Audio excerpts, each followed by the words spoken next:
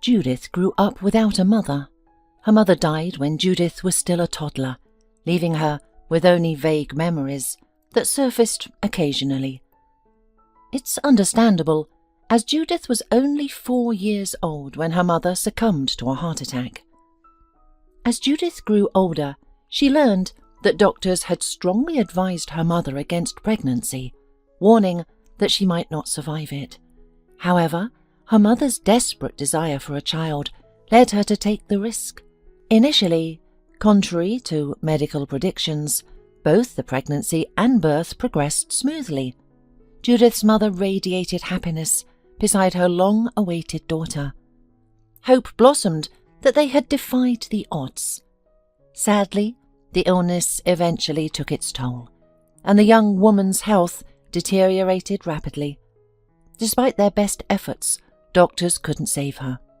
Judith's father faced an immense challenge. Not only had he lost his beloved wife, but he was also left to care for a young child alone. With grandparents living far away, he had to manage on his own, mixing the duties of a father with a senior position at a plant, a demanding job that required maximum involvement, including night shifts, unexpected calls, and frequent overtime. Partly out of desperation and partly out of loneliness, Judith's father remarried quickly. Jacqueline initially presented herself as an ideal stepmother, spending time with Judith, taking her for walks and dressing her in beautiful clothes. Judith, desperately craving maternal affection, embraced Jacqueline wholeheartedly. Then Judith's half-brother Paul was born, and Judith found herself suddenly relegated to the background.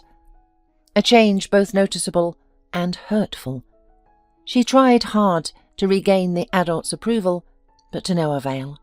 Her father seemed to stop noticing her, while Jacqueline began to view Judith as a hindrance, annoyed by her very presence. This dynamic became the new normal. Judith grew up receiving only reproaches and criticism from her parents. New purchases for Judith became rare, as Paul's expensive hockey lessons took priority. Her problems went unnoticed, and any requests were met with lectures about the dangers of spoiling, teenage selfishness, and budget constraints. "We're not rich. Do you need a new phone? The old one still works fine," Jacqueline would snap. "But the camera is broken," Judith would reply. "Then you should have been more careful with it." Judith was compelled to get back on her feet and start living on her own sooner than later. "Your father and I aren't here to support you until you get married. We simply can't afford it," Jacqueline declared. Judith understood. Of course they wouldn't. They wanted her to grow up quickly and leave, as she had become an obstacle to their happiness. Judith felt uncomfortable in her own home. Her stepmother was hostile, her half-brother spoiled and dismissive. How else could Paul treat her, given their parents' behaviour? And her father remained indifferent, a stranger. Yet Judith knew he could be tender, loving and caring. She saw it in his interactions with Paul. This stark contrast deeply wounded Judith. By the school graduation, Judith had accepted her situation. She dreamed of graduating from medical college, finding a job, renting a place, and moving away from her indifferent relatives. Judith's desire to become a doctor stemmed from her mother's death. Having experienced the challenges of growing up as an orphan, she was determined to save other children from a similar fate. She believed that helping even one person would make it all worthwhile. Judith knew she couldn't attend university immediately after school. Her stepmother made it clear that no one would support her for long, and her father increasingly emphasized independence. So Judith enrolled in the local nursing school, excelling in her studies as always. After graduation, she left for the state capital. The move offered better job prospects and distance from her family. She harboured no ill will towards them. It simply seemed better for everyone to be apart. As Judith departed, her stepmother issued a final warning. "Paul has tutors now, plus hockey is expensive. We need to do repairs. You understand? If we were rich, things would be different. But we're in a tight spot. You'll have to rely on yourself. Find a good job. And don't get pregnant in the city. We can't support you and your child if anything happens." Judith merely grinned. What child? She had different plans. She wanted to work and study, simultaneously focusing on becoming a doctor before considering children. Of course, Judith dreamed of having her own family someday. She envisioned herself as a mother, perhaps even to multiple children, with a loving and understanding husband by her side in a spacious, cosy apartment. She longed to care for someone and receive care and attention in return. She wanted to escape her loneliness and feel needed. But all of this lay in the distant future. For now, work and studies came first. Judith secured a job as a nurse in a private clinic. The pay was good, enough to live on, rent a small apartment and save a little. She was fortunate to get into this medical centre immediately, thanks to one of her former teachers who knew the owner and recommended Judith as one of his best students. Gradually, Judith acclimated to the big city and independent life. Freedom. No one dictated what she could or couldn't take from the refrigerator. No one looked at her with irritation. The feeling of always being in someone's way vanished. Judith felt as if a weight had been lifted off her shoulders.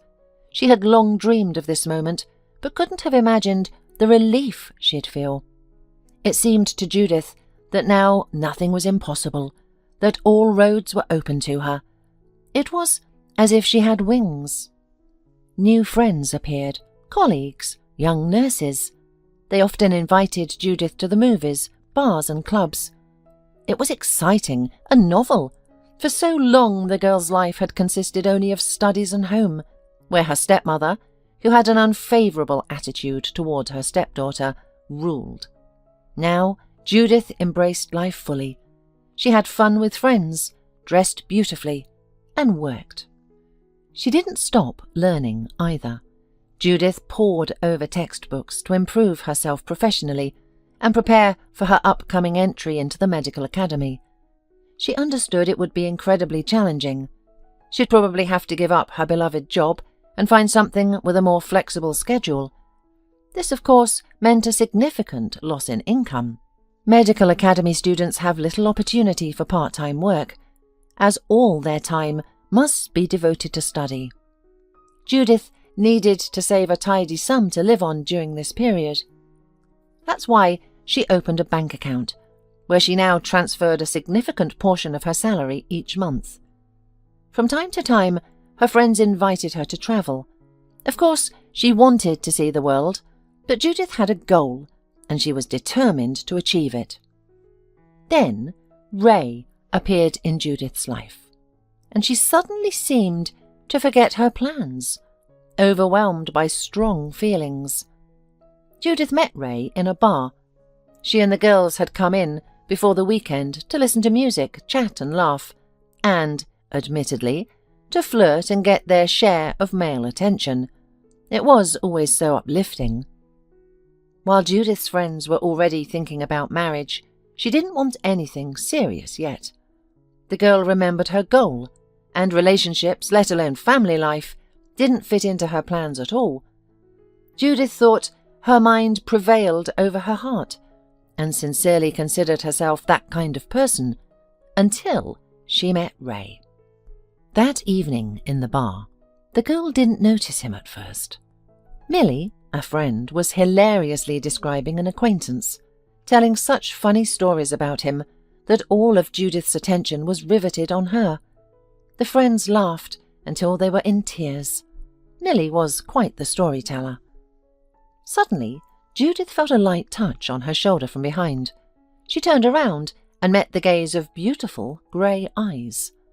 In them, she read admiration, interest, hope. It was Ray. Of course, Judith didn't know his name yet. He was tall, grey-eyed, stylishly and tastefully dressed. Athletic figure, charming, slightly confused smile, refined facial features. Such a man could easily star in a movie. "Good evening," said the young man, slightly embarrassed. It looked rather endearing. "This is for you," he added, handing Judith a rose, a bright red flower in a cellophane wrapping. Where did he get it? Judith wondered. Later, Judith would learn that Ray had been observing her for a long time before approaching. He liked her more and more. Eventually, the young man had dashed out of the bar, walked to the embankment, and bought a flower from a street vendor.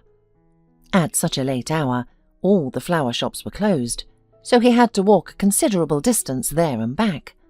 He had also hurried, afraid that during his absence the beautiful stranger might vanish. It was a small feat, in the name of a beautiful lady. Judith could hardly believe that such a handsome man had paid attention to her. She knew she was attractive, but the bar was full of girls much prettier than her. Yet Ray had approached her, and with this flower, obtained with such difficulty. They left the bar that evening together. Vigilant Millie asked Judith to call when she got home. That was her way of looking out for her friend. Judith smiled. It felt nice to know someone cared about her, and now she had not only a friend, but also a potential boyfriend. So handsome, striking, gallant. It was a wonderful evening. They walked around the city until morning, getting acquainted, talking, laughing. It turned out that Ray wasn't much older than Judith, but already owned his own business, an auto parts store. Later, Judith would learn that Ray had received the store as a gift from his uncle, who also supervised his nephew, helping him stay afloat. But that night, Judith somehow decided that Ray had achieved everything on his own. Perhaps she just wanted to believe so. It was the final harmonious touch to his image of a prince on a white horse. Ray showered Judith with compliments. The girl had never heard such words addressed to her. It made her dizzy. "You're a gorgeous girl. I was admiring you all evening, but I didn't immediately dare to approach," said Ray, gently squeezing the girl's hand. "I was afraid you might reject me, and your friends intimidated me, but then I realized I couldn't wait any longer. I didn't want to miss my chance." More eloquent than Ray's words were his eyes. He looked at Judith in such a way that she felt like the most beautiful girl in the world. Unique, one of a kind, the best. Judith had never felt so desired. It seemed that her presence made Ray happy. She felt goosebumps on her back. Of course, Judith allowed the guy to walk her home, and she didn't mind when he asked to stay until morning. Soon, they were living together in Judith's rented apartment. Ray had moved in from his parents' home. They were blissfully happy. Judith finally cared for someone and felt cared for in return. Everything was just as she had dreamed. Ray earned well and often gave gifts to his beloved. He enjoyed ordering food from restaurants or taking Judith to cafes. He adored surprises, a festive sort of man who constantly gave Judith presents, both for special occasions and without reason. Once he presented her with a set of turquoise earrings and a matching bracelet, saying the colour reminded him of her eyes. Naturally, this delighted Judith. She had never felt so needed and loved. Ray had his shortcomings, of course. He never cleaned up after himself or cooked. Washing floors, cleaning the kitchen, doing laundry, and organising their days fell to Judith. Now she had to care not only for herself but for Ray too. But he was a man, after all. Household chores were a woman's responsibility, she thought. Ray provided for them, worked hard, and brought colour to their routine, making life brighter and more interesting. That was important too. Most importantly, Ray loved Judith as perhaps no one would ever love her again. He often expressed it directly, unafraid like many men, professing his love daily, giving gifts, gazing at her adoringly, and arranging surprises. Then suddenly came the pregnancy. Judith hadn't intended to become a mother so soon. She had been thinking about enrolling in medical school, but this happened unexpectedly. When Ray learned the news, he rejoiced, hugging Judith and spinning her around the room. "This is wonderful," he exclaimed, his eyes shining. "Just think, we're having a child. I'll walk with the stroller. I'll be a wonderful father and a great example to our son." "Son? We don't know who we're having yet," Judith replied. "Of course, a son. First we'll have a son, then another, and the third will be a daughter." Judith smiled. With Ray, all her doubts vanished. She, too, was now happy about the pregnancy, though initially the news had frightened her and raised many questions. What about her admission to the medical school? What about studying there? "Family and children are what matter most," Ray stated authoritatively. "Your studies? What are they for? You already earn good money as a nurse. And studying, well, imagine how much time and effort it would take. Do you need that? We're at the age where it's time to have children and build a family." Judith found herself agreeing. She wanted to agree. She even felt relieved. Now there was no need to think about enrollment or combining work with demanding studies. She could enjoy waiting for the baby and the closeness of her beloved. Ray and Judith married. The wedding was modest, just the young couple and the groom's parents at a restaurant. Judith's father and stepmother didn't attend. They had to accompany Paul to his next hockey competition. Of course, her parents couldn't miss such a grand event. Well, it was expected and didn't even hurt, because she had Ray, and with him nothing was frightening. Judith trusted Ray completely. They moved into a new apartment, large, bright, in a prestigious neighborhood. Another of Judith's dreams came true. Ray had inherited this apartment from his grandmother. His parents hadn't allowed him to live there independently until he married. Now that Ray was a husband with his own family, he had grown up enough to move into a separate apartment. It needed repairs, though, and Judith found the funds for that. It was her savings, money she had collected for her upcoming studies. But plans had changed significantly.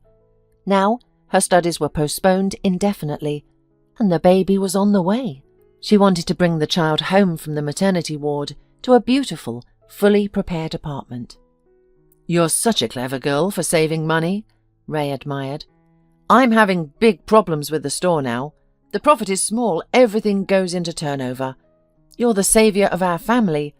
Now we'll do such a renovation."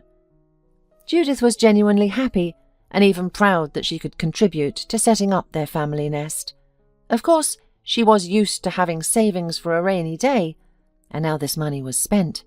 But she felt calm and confident because Ray was around. He loved her and their unborn baby so much. Ray was strong and reliable. He would take care of them. Then Connor was born. When Judith held the baby for the first time, she experienced a rush of feelings stronger than she had ever known. Her father congratulated her rather dryly over the phone. Jacqueline only conveyed her congratulations through him. Neither seemed interested in little Connor. Well, of course, Paul had entered university, and not just any university, but the one in the capital, the pride of the family. Judith imagined how much money his parents spent on his education. They weren't interested in Judith's life. She had given birth, nothing special, and the new mother didn't count on their support. And then there was Ray. His reaction to the baby puzzled Judith. At the hospital discharge, the young man behaved perfectly, looking at the baby tenderly, taking pictures with the tiny bundle, showering his wife with flowers. But at home, Ray rarely approached the child.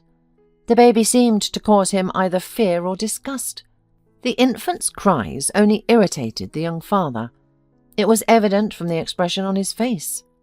Judith was saddened by this attitude. She wanted her husband to share her enthusiasm about the baby.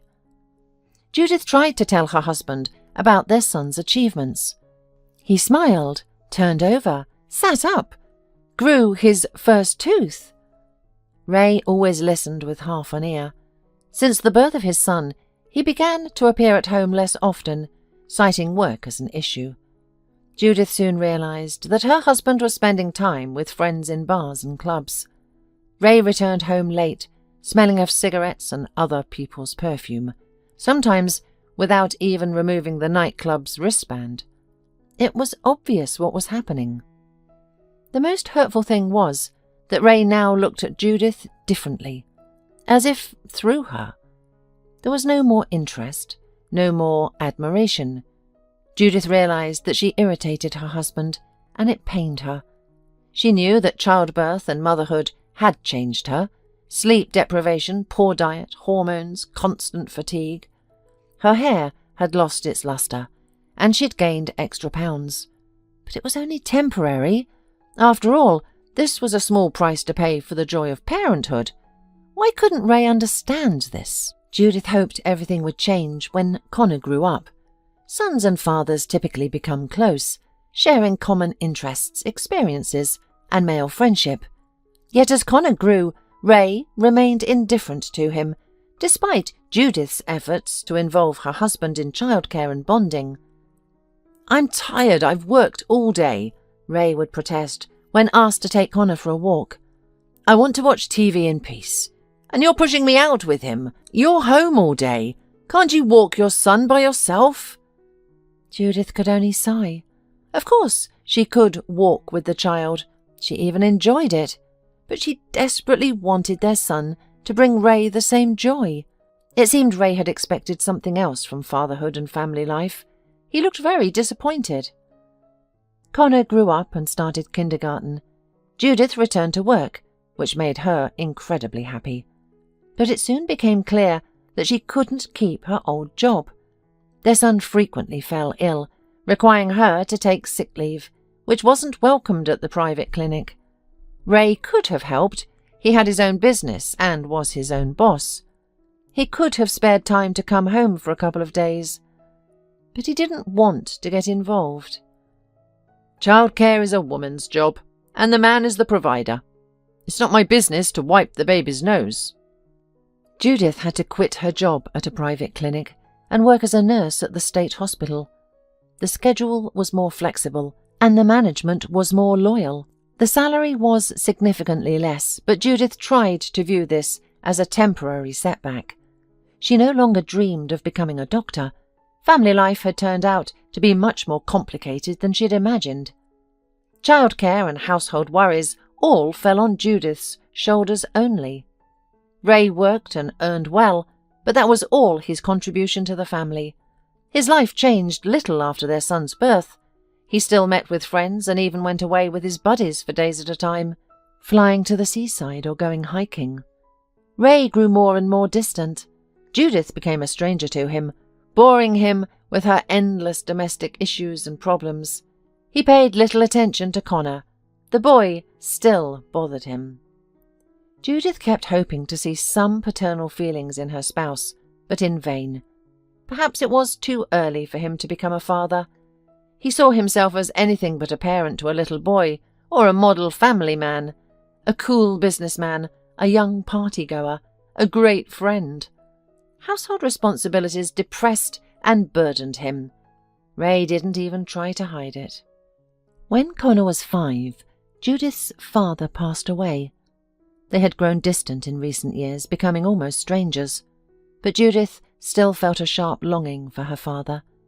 She had held on to hope that someday she and her father would become close again, as they were in her early childhood. Perhaps later, when Paul grew up and left the nest. Now all these dreams had come to an end. Judith cried for her father and for the relationship that could have been rekindled in the future. Ray showed himself quite well during this time. He tried to support his wife, comforted her, and not mincing words, reminded her of what her father had done to his own daughter when he married Jacqueline. A few months later, when it came to dividing the inheritance, an unpleasant surprise emerged. Somehow, Jacqueline had managed to ensure that the apartment remained with her and her son. This was a blow for Judith. She had been counting on at least a partial claim to the living space, and now she found herself without any stake in it. At least Judith had settled down with her own family. She, Ray and Connor lived in a spacious, comfortable, bright apartment with beautiful renovations. They had a roof over their heads, which probably soothed her stepmother's conscience. Judith could easily imagine Jacqueline saying to a friend, "I put so much effort into this apartment. I took care of my husband, gave birth to a son. I have the right to remain the sole owner here. And Judith, that flighty girl, got a good job and married well. But she forgot about her father, never set foot here. So, tell me, does she have the slightest right to claim this apartment? Has she invested a penny in it?" All right. Judith resigned herself to this situation. She cried, exhaled, endured Ray's dissatisfaction with the outcome, and moved on with her life. Judith had enough problems without Jacqueline. Her work was physically exhausting and not well paid. Connor was constantly sick, forcing her to ingratiate herself with her bosses every time she needed sick leave. And, most importantly, her relationship with Ray grew increasingly strained. Judith tried desperately to rekindle Ray's feelings. She took care of herself, went to the gym, updated her wardrobe, and read numerous articles on family psychology. She attempted to engage Ray in interesting conversations and planned activities for them both. All in vain. He had become unreachable, distant, cold, and indifferent. It seemed Ray was content with the mere presence of a family, a submissive wife who managed everything, cleaning, cooking, childcare, without causing unnecessary stress. A beautiful, healthy son. From the outside, Ray appeared to be an ideal family man, which helped his business relationships flourish. However, he clearly had no desire to invest in his family, do anything for his wife and son, or pay attention to them. He preferred partying with friends, clubs and restaurants, as if he hadn't had enough of that lifestyle. Judith gradually realized that her husband might never outgrow this phase. Perhaps it was simply who he was. Once, Judith believed Ray's admiring looks and captivating words were reserved only for her, but then she had witnessed how he interacted with female colleagues, looking at each of them as if she were the most beautiful woman in the world. The women were visibly flattered by this attention. Judith attempted numerous sincere, frank conversations with her husband. She thought he would listen. After all, they once understood each other without words. But each attempt ended in an argument. Ray accused her of violating his personal boundaries, of being nerdy and even mercenary. He reminded her that he was the sole provider and that they lived in his apartment. He demanded understanding, freedom, and sympathy. After such conversations, Judith felt worthless and guilty. Ray knew how to be persuasive. Fear gripped Judith as she watched their family life crumble. Either Ray had transformed into an entirely different person, or Judith had finally opened her eyes to see him for who he truly was, an irresponsible, albeit charming, poseur. All of Judith's attempts to salvage the situation only seemed to make things worse. Then something happened that Judith couldn't bear. It was a Friday evening when she rushed to the store after work, needing to buy groceries before picking up their child from kindergarten. The refrigerator at home was empty, and cooking awaited her. Her mind raced with dinner ideas as she hurried through the shopping centre to the grocery department. The store windows reflected a woman worn down by life, greyish skin, an unkempt bun, baggy clothes meant to hide stubborn extra pounds. Judith disliked her reflection, but clung to hope that things would change, that life would become easier, better, more pleasant. Their son was growing up. Soon, she'd have more time for herself. Occasionally, Judith noticed couples in love, young girls dressed up carefully for their dates, boys with loving eyes and tender embraces. Once, people had looked at her and Ray that way, perhaps even admired them. They had been a beautiful couple, but that seems so long ago now. Suddenly, on the first floor, a familiar shirt caught her eye, a delicate peach shade, her husband's favourite. Judith looked closer and couldn't suppress a gasp. There was Ray, wearing that very shirt, passionately embracing a tall, slender blonde by the waist. The woman laughed merrily, clinging to him. Ray gazed at her with his trademark adoring look, occasionally brushing long strands of hair from his beautiful companion's face with a tender gesture.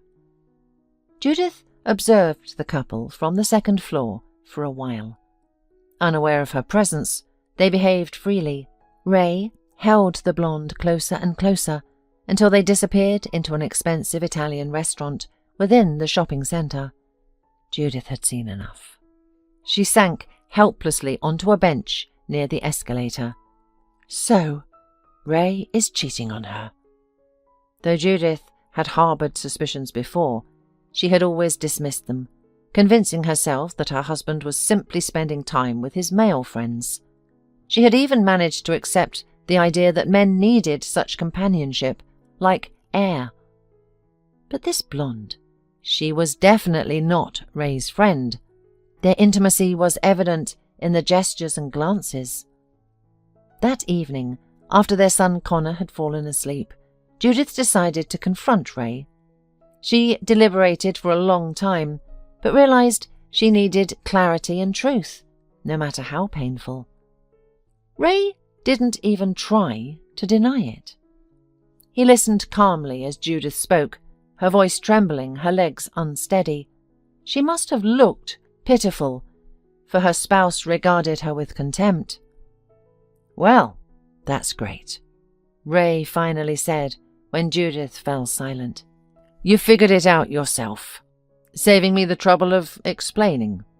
Yes, I have another woman. I'm in love with her beyond words. And you know what? Before you start protesting, let me say this. Everyone has the right to love. You can't control your feelings, can you? We're never each other's property." Judith sank slowly onto the sofa. His self-assurance and apparent sense of righteousness stunned her. There wasn't a shadow of embarrassment or guilt in his demeanour. Ray spoke at length that evening, presenting Judith with a fait accompli. "Yes, I have a woman I love. Beautiful, interesting, fun, unburdened by everyday life. With her, I can discuss more than just bills and children. She's ready to listen to her man. I love her, truly love her. We plan to live together in this very apartment. The move will happen within the month, and we'll divorce because she's expecting my baby. We need to settle this quickly." But what about us?" Judith stammered, confused. Her head spun with this new information. Not only did Ray have a mistress, but she was pregnant and planning to move into this apartment.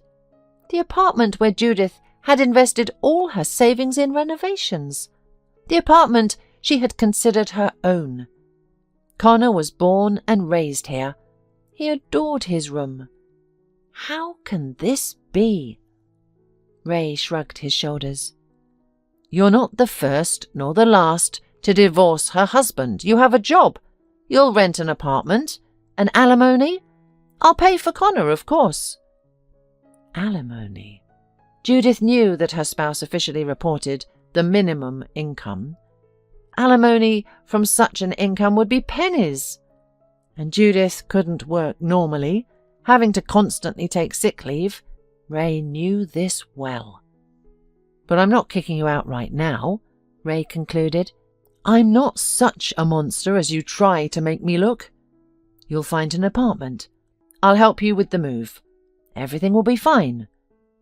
Well, maybe he would be fine, but Judith foresaw a hard life for herself. She couldn't imagine how she would cope with it all. The outlook in her head was very bleak. Judith felt so alone, so weak and helpless. And no one needed her again. Only now she wasn't responsible for herself. She was with Connor, and Judith felt she was a terrible mother. Good parents can provide their children with everything they need.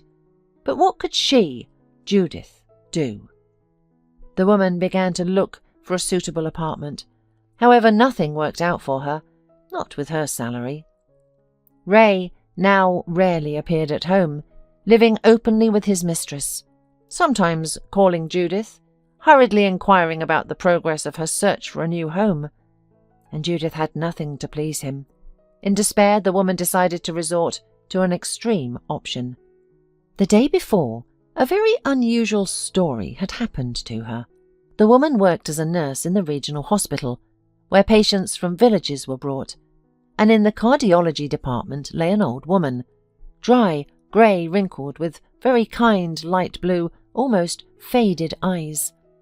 Judith felt sorry for this woman. Mrs. Hutchinson was an ideal patient.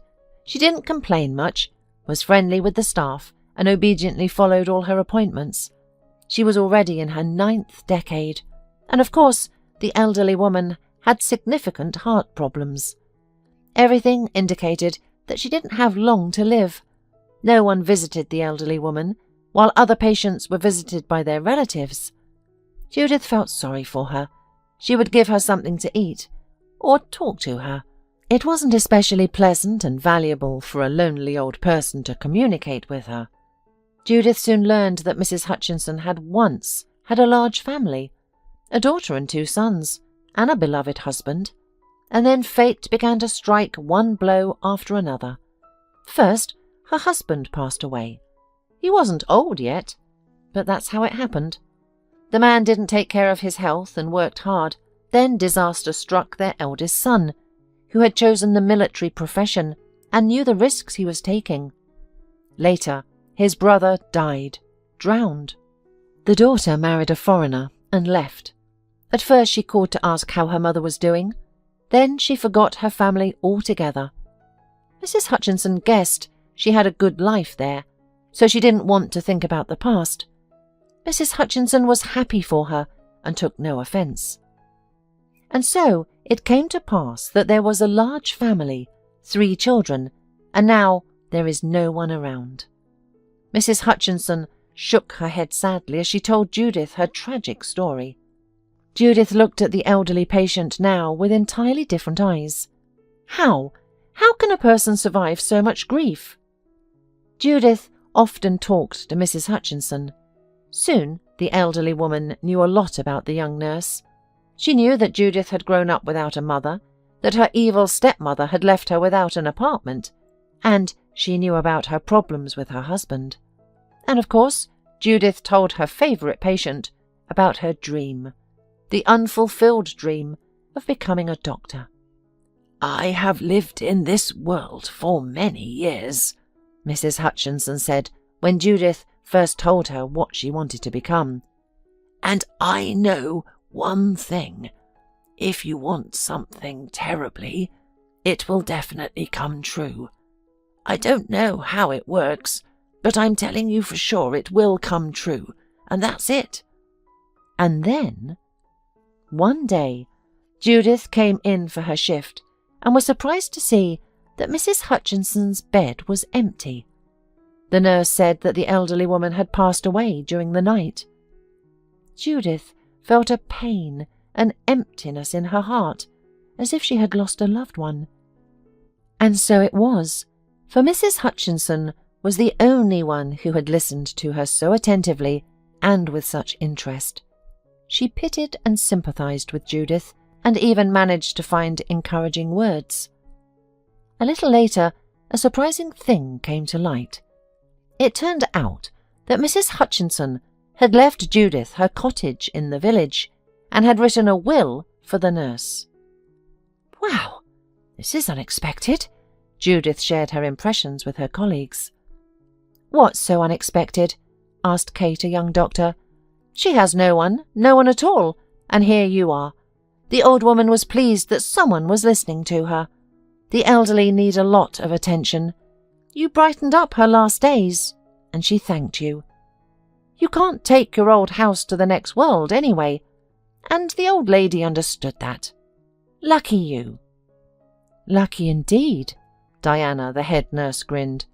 What will Judith do with this junk in the middle of nowhere? The house of such an old lady, it's a wreck, definitely. I wouldn't even look at it. Drive 2 hours to this village to look at a blackened, shriveled shed? No thanks. I've got better things to do. The others shared Diana's opinion. They all agreed that the inheritance was not worth a penny, and Judith thought so too, of course. She had almost forgotten that she owned the village house, but considering the new circumstances, she had to remember. Judith took out a leaf from the folder with the documents that Mrs. Hutchinson had attached to the will. The old woman's last message, a yellowed piece of paper from her school notebook. You're a good person, Judith, only very defenceless. You have no one but your little son, and that's how you and I are alike, both lonely. You need help, support. Let my little house be that help. I don't know if you'll ever need my hut. If times get tough, go to the country. It's a shabby little house, but you can live there, and there are good people around, neighbours. They won't let you go to waste. And the view from the window, you'll understand what I mean when you see it for yourself. It's important. The view. Remember, you'll understand. And Judith, girl, don't leave your dream. Follow it. It will give you strength. You have chosen the right path, and you have enough strength. You can do it. Much of the letter was incomprehensible and strange, but Judith knew Mrs. Hutchinson had written it while in a grave condition. Naturally, her thoughts were muddled. Yet, even in her final moments, the old woman was thinking of Judith, trying to do something good for her. That meant a great deal. The following weekend, Judith packed a backpack with provisions and, along with Connor, headed to the station. After a 2-hour train ride, the woman and boy disembarked at a station overgrown with tall grass and bushes. The place looked rather neglected, but oddly cosy. Then they waited half an hour at the bus stop. A dusty, rattling bus dropped the city passengers near the village where Judith's newly inherited house was located. Judith had decided to inspect her property finally. What if the house was still habitable? Even so, the question of moving remained unclear. She needed to determine if work was available in the village or nearby. Only if everything turned out well, which Judith truthfully barely hoped for, would she and Connor move and make a new life. Judith liked the village itself. Wide, clean streets, neat houses, and an indescribable scent in the air. She breathed easily and freely here, unlike in the city. There stood her new house. Old, certainly, but charming in appearance. The overgrown garden was unsurprising. Its owner had spent a long time in the hospital, though she had evidently loved it dearly before. Flowers, benches, and even garden gnomes peeked out from the overgrowth. Inside, the house was small. Old furniture, tablecloths and lace doilies adorned every surface. Mrs. Hutchinson must have valued cleanliness and coziness. Remembering the elderly woman, Judith smiled. She had been a bright soul, and that's why her house exuded such positive energy. It felt cozy and peaceful. Judith liked the house and would gladly stay, but securing work was crucial. She and Connor needed to live on something, and Ray, well, help from him was unlikely. The view from the window. Mrs. Hutchinson had mentioned a wonderful view in her note. Judith checked all the windows, garden, neighbours' fences, nothing special, until she reached the far bedroom. Then she understood what the elderly woman meant. That window looked directly onto a house with a Red Cross sign. A hospital? Or rather, a paramedic office. Of course, perhaps Judith could find work just a stone's throw from home. And what perfect work it would be! Leaving Connor in the house with strict instructions not to go out, Judith went to the neighbouring building. Now to find out if they need workers, she thought. Judith knew villages often lacked medical personnel, as most preferred big cities. Judith knocked cautiously. A scowling man of about 35 with a beard and a white coat appeared. "Ah, you're not from round here," he said. "Locals don't knock, they just come in. Well, come on in." Judith entered. It was an ordinary room converted into a medical office, a couch covered with oilcloth by the window, a table piled with medical documents, and a cabinet with gleaming instruments and vials behind glass doors.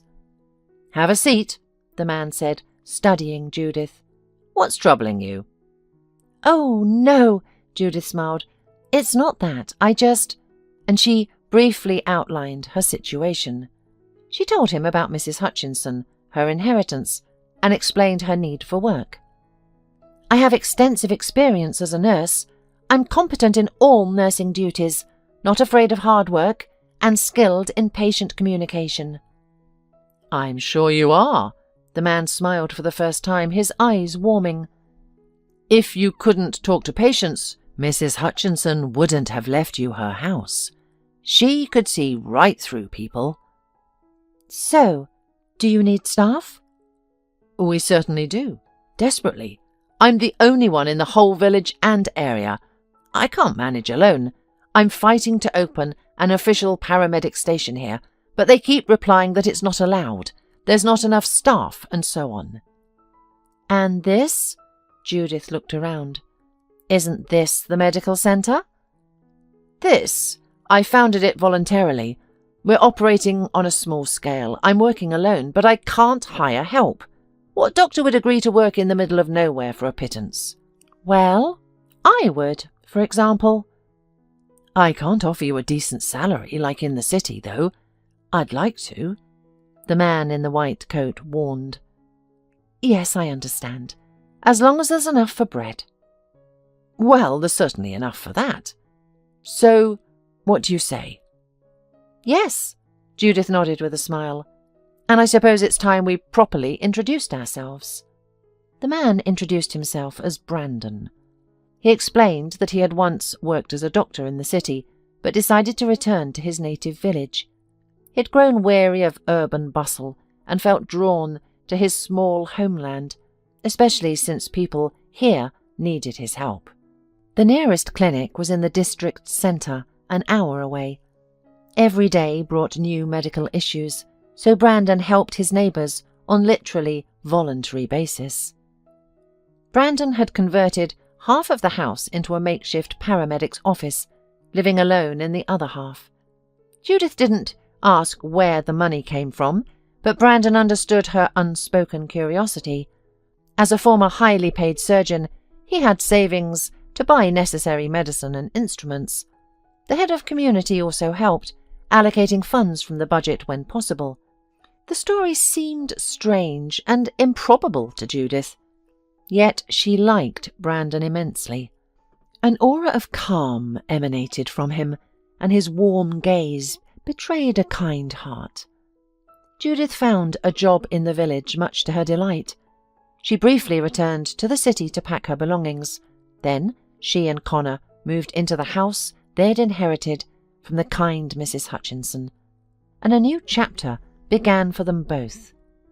Judith soon met her neighbours. Mrs. Hutchinson was right. They were kind and helpful people who immediately accepted the new nurse as one of their own. Judith worked alongside Brandon with enthusiasm, dressing wounds, setting sprains, and giving injections. Through this work, she quickly became acquainted with the entire village. Brandon praised his new colleague's skill and ability, often saying that she should have become a doctor and finished her studies. "You have good instincts and capable hands," he'd say, shaking his head. "You'd make an excellent doctor." Judith would only shake her head in response. Her long-standing dream now seemed quite unreachable. The villagers loved and respected Brandon, seeking him out not only for medical help, but also for advice.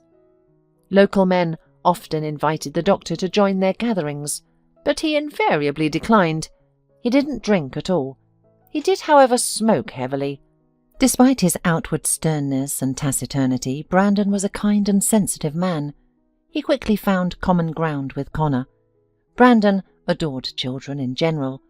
His eyes would immediately soften, and a smile would appear on his face at the sight of little ones. The doctor kept candy in his pockets for such encounters, and the village children reciprocated his affection. Although Judith and Brandon worked side by side, she knew almost nothing about his past. He preferred not to discuss himself. The only topic he'd talk about for hours was his ongoing struggle to open a clinic in the village. Brandon waged a relentless battle with officials, appealing to all authorities.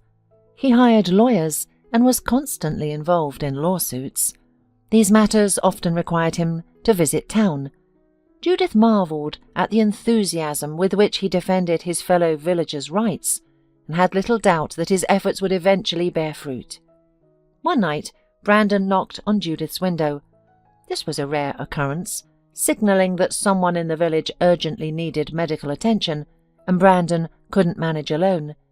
She had been asleep for some time, but upon hearing her boss's voice, she immediately woke up and smoothed her hair, not wanting Brandon to see her dishevelled. Judith tried not to admit it to herself, but she was attracted to Brandon. Of course, she never showed her feelings. "I'll get dressed and come," Judith called out to Brandon. "All right, just hurry. It's quite a situation, a real emergency." As soon as she arrived at the office, Judith grasped the situation. On the couch lay Rebecca, writhing in pain and clutching her enormous belly with skinny arms. It was clear labour had started early, and Rebecca was carrying twins. "Did you call an ambulance?" Judith asked, striving to keep her voice steady. There was no need to further frighten Rebecca. "Of course," Brandon replied, "but you know it can take an hour or more for them to reach us, and there's already significant dilation. Rebecca won't wait for them to deliver the babies. Have you ever handled something like this?" "No," Judith said, paling. "Neither have I. I'm actually a neurosurgeon, but we have no choice. We're the only medical professionals here." Brandon had already prepared everything necessary, sterilized instruments, boiled water, and stacked clean towels. It was dangerous, very dangerous. With twins, there was no telling how the delivery would progress, and they couldn't give Rebecca an ultrasound or CTG. They had to proceed almost blindly. The first to be born was a girl. Brandon assisted in the delivery, deftly caught the baby, and handed her to the dazed Judith, who wrapped the newborn in a towel. The girl was tiny, premature, and blue. She didn't cry, a limp body with no signs of life. For the first time in her life, Judith began to resuscitate an infant, a premature one at that. She cleared the baby's mouth of mucus and began to rub the tiny chest to stimulate the lungs. Finally, the baby opened her eyes and gave a weak squeak. Judith exhaled in relief. It was a victory. At that moment, Brandon held the newborn's brother in his arms. He was born much stronger and healthier. The boy immediately announced his arrival with a sonorous cry. Judith smiled. That could only mean one thing. The boy was fine. Brandon tended to the mother while Judith cared for the children. They had done it. Waves of joy washed over Judith. A weight lifted from her shoulders. Everything had gone well. The children were premature but alive and healthy. She and Brandon made an excellent team. Rebecca's husband, mother, and mother-in-law, who had been waiting anxiously outside, entered the office. They stood behind Judith, gazing at the babies with smiles. But something was wrong with Rebecca herself. The relatives didn't suspect anything yet, but Judith could see that Brandon was fussing. Something wasn't right. That's when the ambulance arrived. The paramedics surrounded Rebecca, barely glancing at the babies. They quickly assessed that the newborns were fine, but the mother needed urgent care. "She's bleeding," We're taking her away and we'll send a car for the children. Who from the family will come with us?" Rebecca's mother and husband volunteered. The other grandmother stayed with the babies, as someone had to take them to the hospital. Soon, another ambulance came for the newborns. Brandon briefed the doctors, providing all necessary information. They left, taking the infants and their bewildered grandmother. "Well, that's it," Brandon said. "I think we've made it." "And Rebecca?" "She'll be fine. The ambulance arrived just in time. A little later, and we simply don't have the right equipment here. Rebecca could have died before becoming a mother, leaving those babies orphaned. It's fortunate the twins are okay. Childbirth is a huge risk, and we lack the equipment, drugs and incubators for premature babies. This case, I believe, will serve as an example for the officials. I'll get my way. There will be a hospital here." He paused, noticing Judith's trembling hands. "What's wrong? Why are you shaking? Everything went well. You're a good girl. You did it." I was so scared," Judith admitted, finally breaking down in tears. The tension had eased, and it was time to release her pent-up emotions. Brandon moved closer and embraced Judith tightly. It was unusual. He had never shown emotions so openly before. The woman immediately felt comforted in his arms, so warm and strong. She found herself wishing he would never let go. Somehow, without Judith realizing how, Brandon kissed her. She responded eagerly, having secretly longed for this moment, though she had hidden her feelings even from herself. Brandon had never shown any particular interest in her before. He generally kept his distance, though his kindness and sensitivity were always apparent. This sudden kiss caught her by surprise. Perhaps the stressful situation had caused them both to drop their guards and stop holding back. They were both delighted to discover their mutual feelings. "I'm sorry," Brandon said, embarrassed. "Sorry?" Judith questioned. "Are you serious?" She pressed herself even closer to him, savouring the warmth of his body. It felt wonderful to feel his heartbeat and inhale his scent. "I didn't just leave the city for the countryside," Brandon finally confessed. "I have my own story. I think it's time for you to know it. I don't want there to be any secrets between us." Brandon was a young but already talented and sought-after neurosurgeon. People from all over the country would sign up for his treatment, patiently waiting their turn. Sometimes Brandon performed what seemed like miracles. His colleagues and journalists praised his operations. A large house, an expensive car, a substantial bank account. The work of a talented neurosurgeon paid well. Everything in Brandon's life seemed perfect, except for his personal life, which was non-existent. This wasn't surprising. The man worked tirelessly and devoted himself entirely to surgery. There simply wasn't room in his world for a relationship. Until now. Then Brandon fell in love, possibly for the first time in his life, overwhelmed by his feelings. The object of his affection was a patient in his own hospital. Samantha was a photo model with stunning looks and huge, expressive blue eyes. She appeared fragile and defenseless. She had been admitted with a head injury. Nothing serious at first glance, but she needed monitoring. The girl had supposedly slipped in the bathroom, fallen, and hit her head on the tiles. It could have ended much worse, but luckily it hadn't. Samantha was often visited by her partner, a businessman much older than the young beauty. He treated her as if she were his property. The girl's bright eyes would immediately dim when he appeared. Only Brandon noticed this, probably because Samantha had already captured his heart. He was particularly attentive to her situation, while others saw only a beautiful, successful couple. One day, Samantha and her fiancé got into a heated argument right in her hospital room. He yelled at her, hurling insults. Brandon couldn't stand by any longer. He intervened, earning a hateful glare from the enraged businessman, who was barely able to control himself. "I'll talk to you later," he muttered to a weeping Samantha before storming out. Brandon awkwardly tried to comfort the girl. His heart ached for her.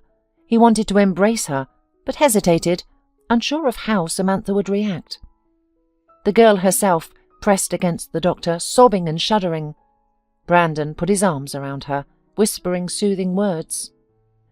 "It was him," Samantha suddenly confessed. "He hit me that night. I didn't fall. He ordered me to keep quiet. I'm afraid of him. He'll kill me sooner or later. I don't want to go back to him." Brandon had saved Samantha then, but at a great cost. He faced threats and was twice ambushed and beaten outside his home. He was summoned to the police department multiple times. Samantha's fiancé reported Brandon to his superiors, accusing him of an inappropriate relationship with a patient. But Brandon didn't care about any of this. What mattered most was that Samantha was there for him, beloved, hoping for his help, waiting for him. Brandon couldn't let her down. Samantha was now living in her saviour's house. They fell asleep and woke up together, watched movies, took walks, and talked a lot. Brandon fell more and more in love. Samantha charmed him, occupying his thoughts and heart. Then, just when Brandon couldn't imagine his life without her, she simply returned to her businessman because he was wealthier and more successful. It turned out that Samantha was willing to tolerate some inconvenience for the sake of it. Brandon couldn't accept for a long time that she didn't truly love him. His heart was broken. He could no longer live where everything reminded him of her. So he left his job and returned to his native village, to the house from where he had once left for the city to study, work and build a life. His parents were no longer alive, but the house felt like an old friend, or even a relative. Here, Brandon found solace in the familiar walls. He didn't want to return to his old life. He was healing his wounds and coming to his senses. Here were his native places, familiar faces from childhood, silence, calmness, and an entirely different rhythm of life. No one knew Brandon's history. People thought he was simply drawn to his roots. It happens to people with age, they reasoned, though it seemed strange to the neighbours.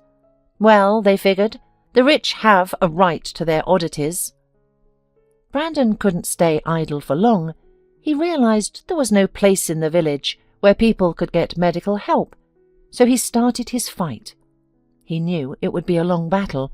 After all, it's human nature to get sick and injured, and people needed help now. So he opened an improvised medical centre, using his savings to buy what he could afford. "I settled in here, thinking I would never leave," Brandon said, holding Judith tighter, as if afraid she might disappear. "And here you are, so kind, so good, so frank. You care for people just as much as I do. It's like I found a soulmate." "I feel the same," Judith smiled. Judith slid under the blanket and closed her eyes. "Tomorrow," she thought, "I'll finally get my medical degree. The dream has come true, thanks to Brandon too.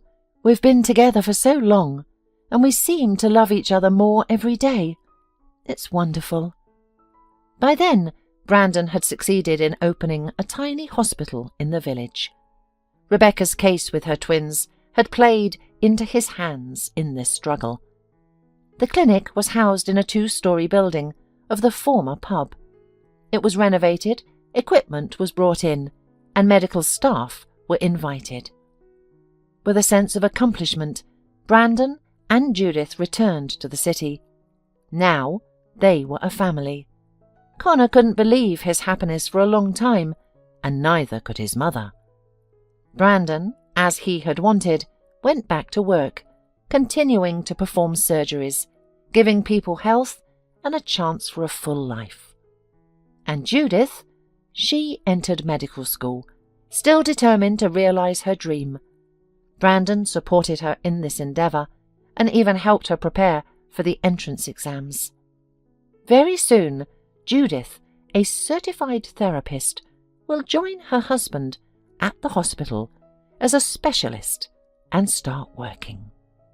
Connor has grown up and assures his parents that he too will follow in their footsteps and become a doctor, though he hasn't yet decided on his specialisation. Brandon was proud of his stepson's decision. "We'll have our own dynasty, son," he exclaimed. Judith knew it would turn out this way. Everything was going even better than she had dreamed.